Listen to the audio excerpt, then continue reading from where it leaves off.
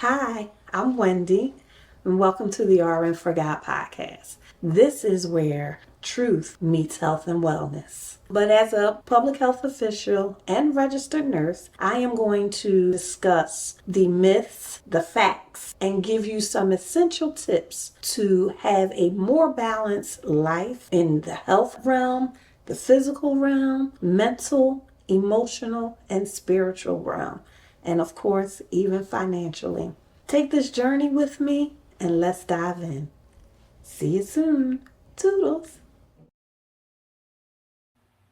Hey, hi everyone. It's been a minute, but I'm here.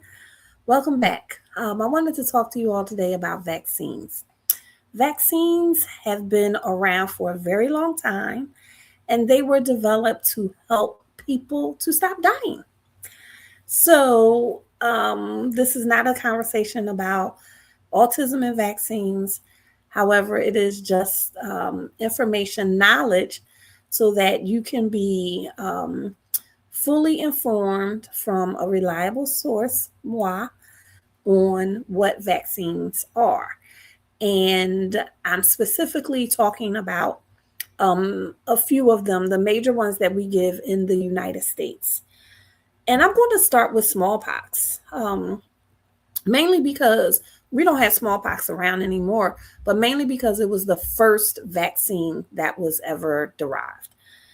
So, a vaccine is what is created for your body to stimulate immunity against a bacteria or a virus.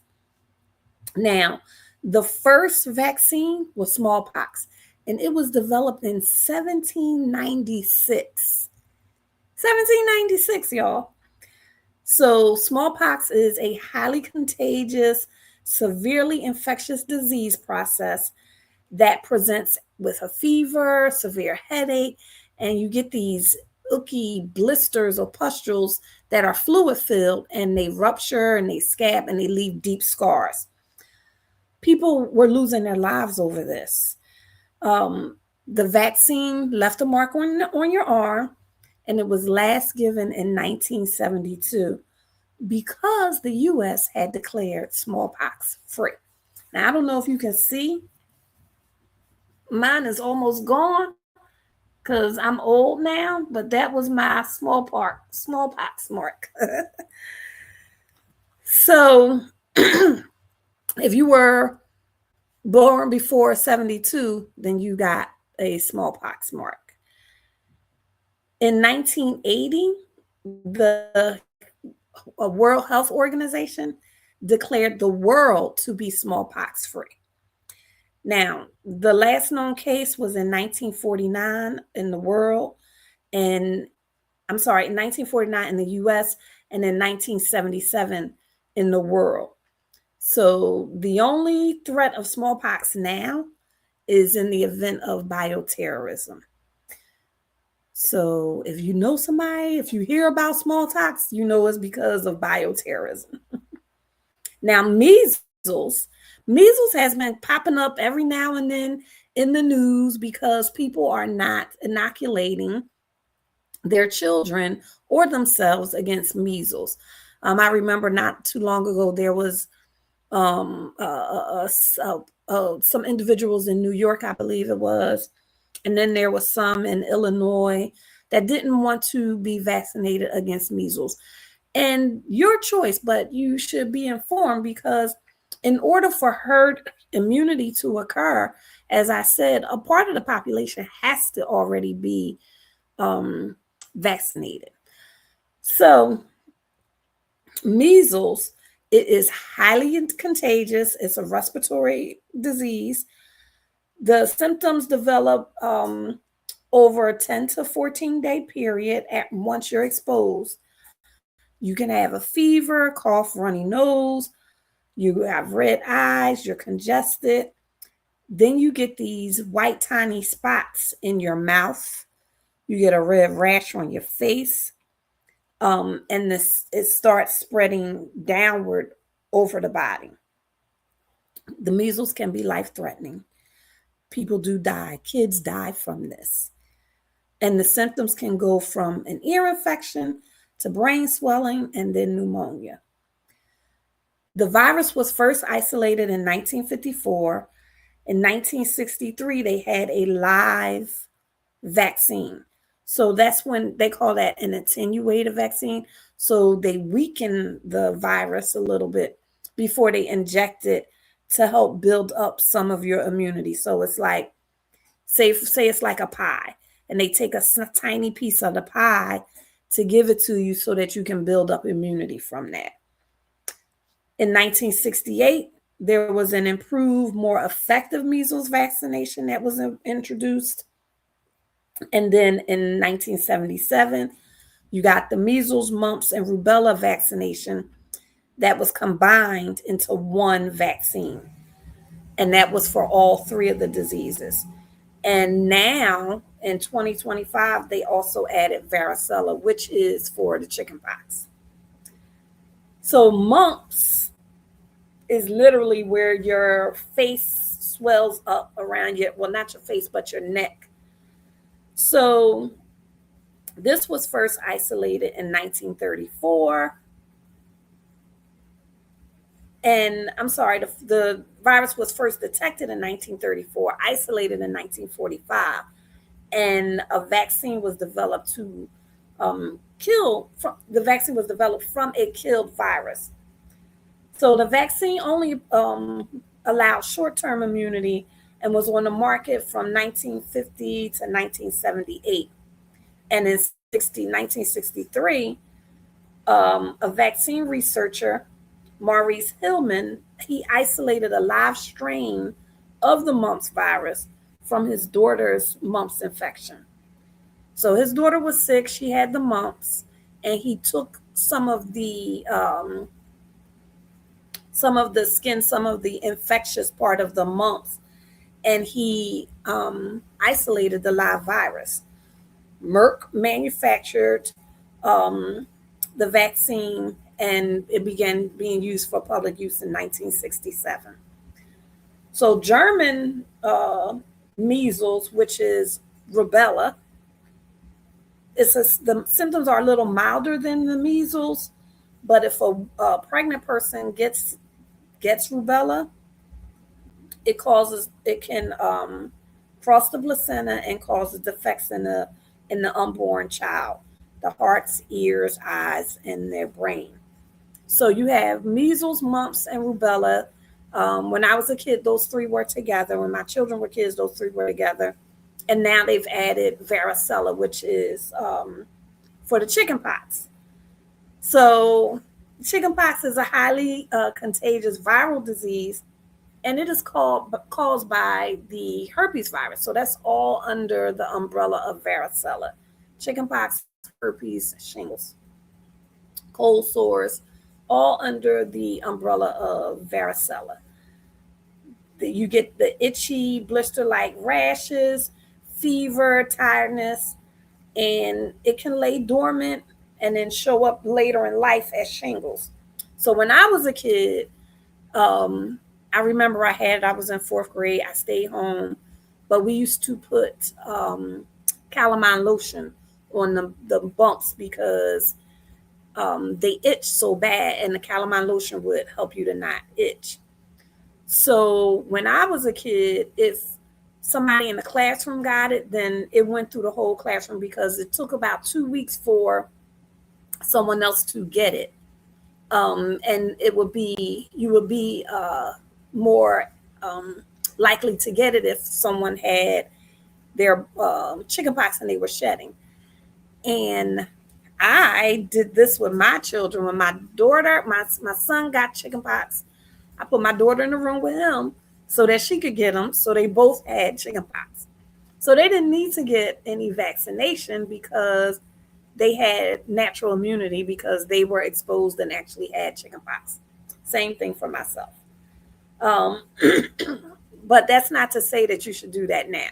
They have a vaccine. So I don't even know if people actually, I'm sure people do get chickenpox now, but I haven't heard it as much as when I was a kid.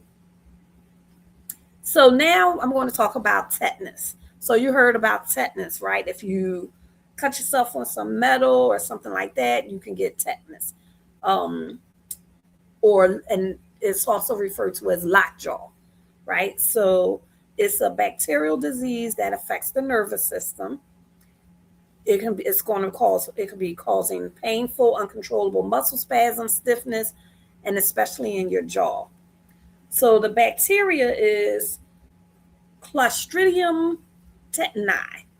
It's found in soil, dust, and manure that enters your body through a wound. So if you get cut with something that's metal, if you're walking outside barefooted and you get something stuck in your foot, you are liable to get tetanus. The vaccine was first developed in 1924, and in 1938, a more effective version was developed. And in 1948, they combined tetanus with diphtheria vaccination. So you can see here, in some of the ones that I've already discussed, habitually, when new technology, new or more research is done, vaccines are improved upon, right? They are improved upon. So diphtheria, that is a very contagious bacterial infection that affects the nose and the throat. You can get a thick gray membrane that forms. It blocks your breathing and your swallowing. It can lead to heart, kidney, and nerve damage and death. The antitoxin was first developed in 1890. They added a formalin, and that made the toxic more stable. And an effective vaccine in 1923-24 was developed. In 1926, they added aluminum salts, and that was more for efficacy. And in the 1940s, that's when they combined it with tetanus and diphtheria for childhood immunizations. Now, polio was a horrible, horrible disease where it affected the nervous system, and it mostly affected children. So people were afraid for their child to get this because they became paralyzed. They couldn't walk. And one of the former presidents, I don't want to say I'm wrong. I'm probably wrong. I want to say it was a Roosevelt or Hoover. One of them, I can't really remember quite honestly, was in a wheelchair because he had polio as a child. I want to say it was Roosevelt, but don't trash me if I'm wrong, because I really don't remember. But the polio virus, the symptoms were muscle pain, weakness, wasting, and like I said, permanent paralysis. The prevalence was about 1 in 200 infections that led to permanent disability. That's a lot. That's a lot, especially when you're talking about children.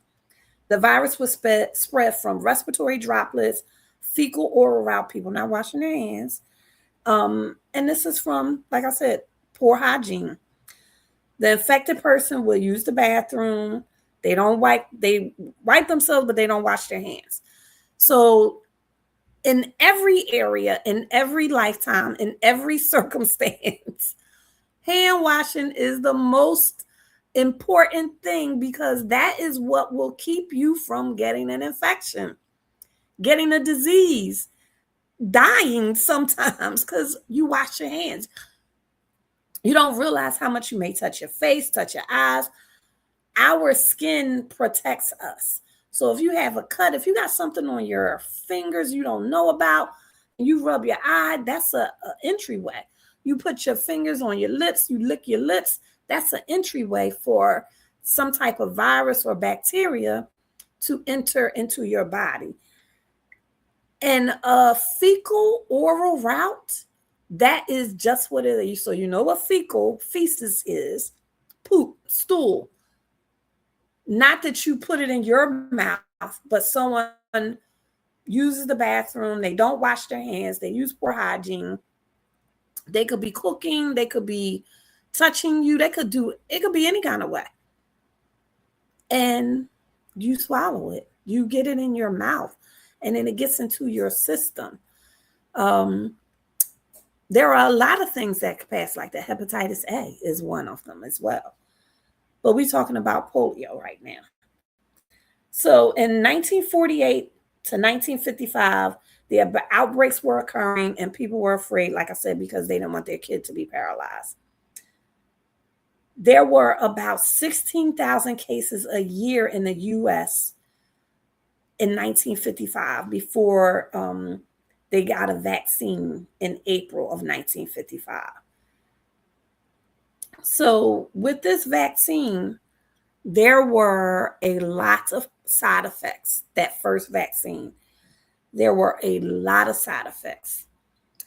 So they revised it. They revised it. There were they revised it in 1961, and then they revised it again in 1963 because of the side effects. There's this great video on polio, the polio vaccine, and what happened, because like I said, there were a lot of side effects and it was not as effective as they initially thought that it would be. And that's why it was revised those 2 times. So as of 1994, polio has been considered eradicated in North and South America. So pertussis is the whooping cough.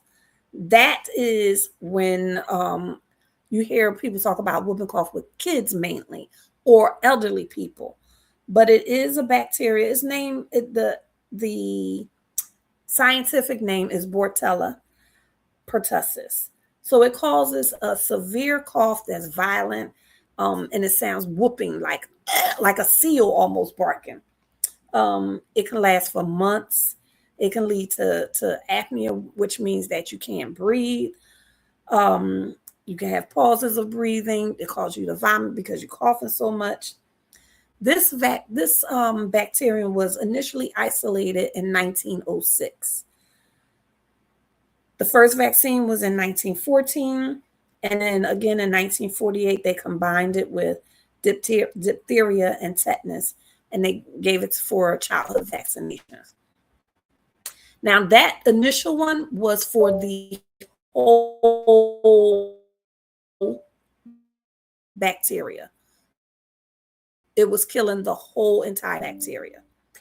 In one, they developed what they call an acellular vaccine, which is it only affects the like one part of the bacterium where it can kill the whole bacteria. And that was developed and it has less side effects. And it was approved for infants and children for immunizations. And that was also approved in 2006 as the Tdap for everyone, for adults to get a booster every 10 years, because whooping cough is still around. So as I was saying, with vaccines, things have been revamped because things need to be improved.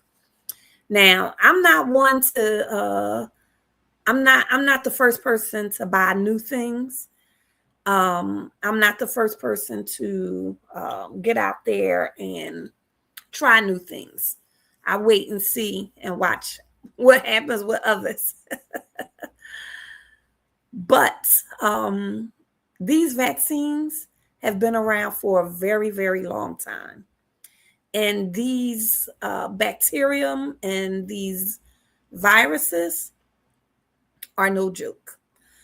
So to protect yourself, your family, those in your neighborhood, your community,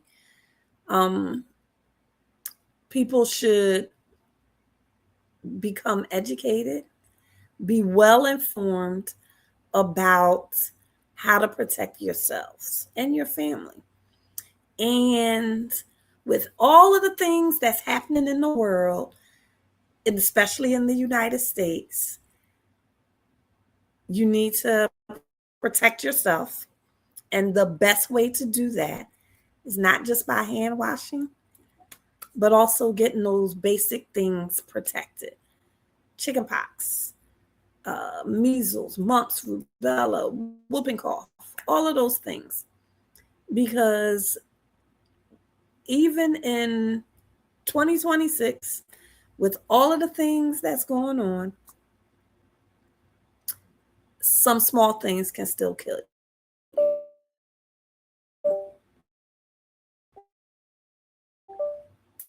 Some small things can still kill you. Whooping cough can still kill you. Measles can still kill you. Tetanus. If you get a tetanus infection, that could still kill you. So protect yourself. Love on your family. Talk to your provider, whether it's a doctor, a nurse practitioner, or physician assistant, and do what's best for you and yours.